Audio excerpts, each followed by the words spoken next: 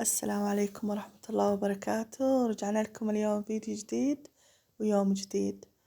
طبعا بعد ما مشينا طلاب المدارس على المدرسة، هاي وجبة الفطور المعتادة.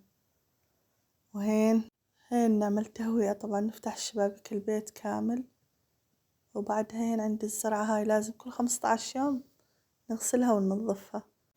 وهين حطيت دورة غسيل بالغسالة وطبقت المواعين بالجلاية.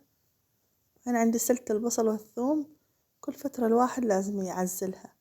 يعني هاي ملاحظة للمبتدئات، يعني يعزلها إلا ما يحصل بيه خربان الثوم والبصل والبطاطا.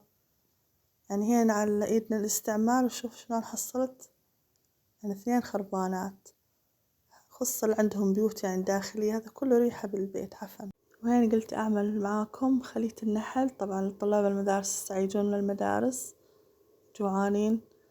هنا عندي كوبين ماء دافي، وأنزل عليهم معلقتين سكر، معلقتين خميرة، ومعلقتين حليب بودرة، وخلي المكونات تتفاعل. بعدها أنزل ربع كوب زيت ونص معلقة ملح.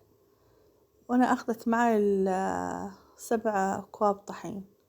طبعا حسب الدقيقة اللي عندكم، يعني ممكن تحتاج أكثر أقل. وشوفوا هين هذا شكلها النهائي، يعني ما شاء الله تخمرت يعني نص ساعة ولا تخمرت عندي يعني. وهين نجي لحشوة خلية النحل. عندي أقل من نص الكيلو لحمة مفروم. هنا سلقتها وكبيت ميها. بعدها حطيت شوي زيت وسن ثوم، قلبتها وحطيت فلفل و7 بهارات.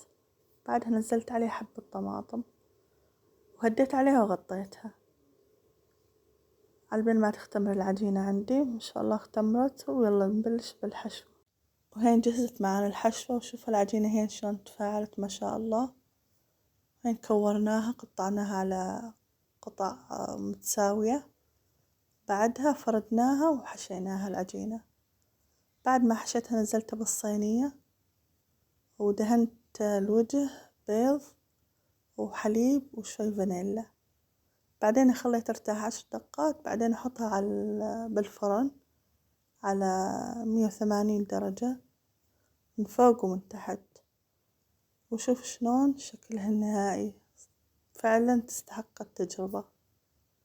يعني طلعت فعلا لذيذة، والله يديمها نعمة ويحفظها من الزوال. أشكر كل شخص تفاعل واشترك بالقناة. في أمان الله.